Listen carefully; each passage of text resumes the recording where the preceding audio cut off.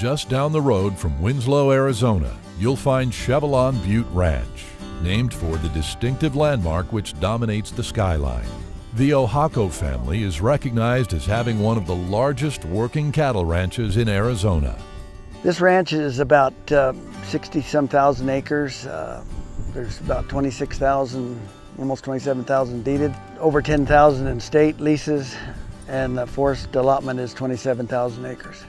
We're cow-calf operators. They had Herefords originally, and they've switched over to mainly Angus and Black Baldy cattle. The calves are born in March, and they're usually sold in November.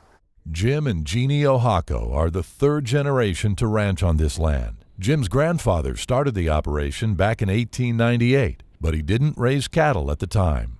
Jim's grandfather had sheep on this outfit for most of his lifetime, and then when Jim's father took over, he did the transition from sheep to cattle. He started switching over to cattle because they couldn't find any sheep herders. There was more cowboys around than sheep herders, and that's one of the big reasons they did. Conservation planning has been a part of this outfit from the beginning. Most projects are designed to improve water resources, since this part of Arizona averages just 16 inches of rain a year. Arizona's kind of a dry state, so we've got a lot of challenges with drought. So anything that can help with water, that's probably your most important thing of any operation is your water. We've done a lot of projects with that to improve the water systems. Jim has worked alongside state and federal agencies to improve the ranch for cattle grazing and wildlife. One project restored around 14,000 acres of grasslands by removing invasive juniper. We've added to what my dad did.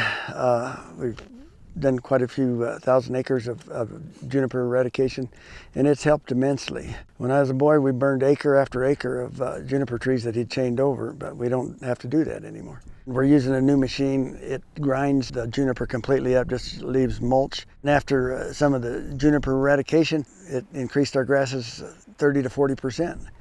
So it made a big difference. But the biggest project, by far, was the installation of the High Point well, which allowed water distribution to all corners of the operation. We decided to put the storage tank, it's a 100,000-gallon storage tank, on top of the highest mesa around here. So that's why it got the name High Point. It was initially just going to be another well with a storage tank and a little bit of pipeline off of it. And before we knew it, we ended up with over 40 miles of pipeline and over 30 drinkers on it. It took us almost 10 years. Kevin and I were about the two working on it, and there was others from time to time, but it was 3 to 5 miles a year, and it took us basically 10 years, and we have what we have today. We've got water to every corner of the ranch, from one end of the ranch to the other now. So if it doesn't rain, we can always pump the water. Our cattle, the weights improved on them, the heavier weights, because the cattle didn't have to walk so far to water. And usually if they didn't have the water, the area around any watering hole, the vegetation was trampled because that's where they had to stay to water.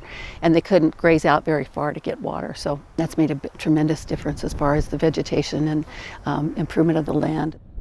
Jim has done a wonderful job putting this pipeline in and putting it in a manner that it provides water year-round, even during our cold periods in the winter. So, wildlife is able to drink out here year-round anywhere on this ranch.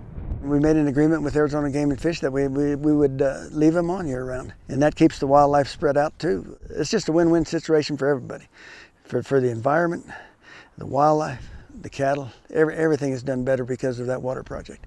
At Chevelon Butte Ranch, the gates are open to visitors, and the public is allowed nearly unlimited access to the land during hunting seasons.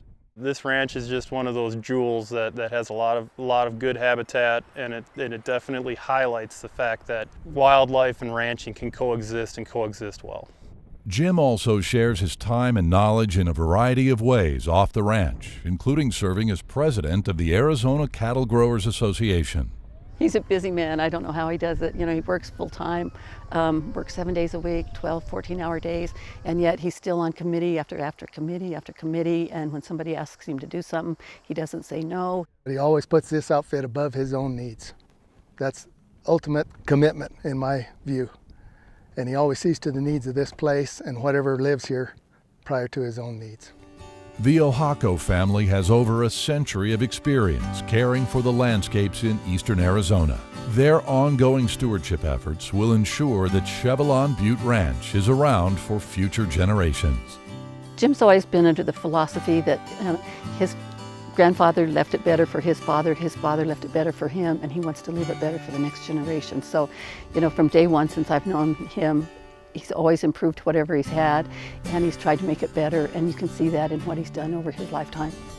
Two things in life that I've always wanted to do, and I think I've accomplished them mostly, is to have quality cattle, and number two is to help the environment or the habitat. So, and I think we've done that. The job's not done. We always can improve. We always learn from our past and keep on improving.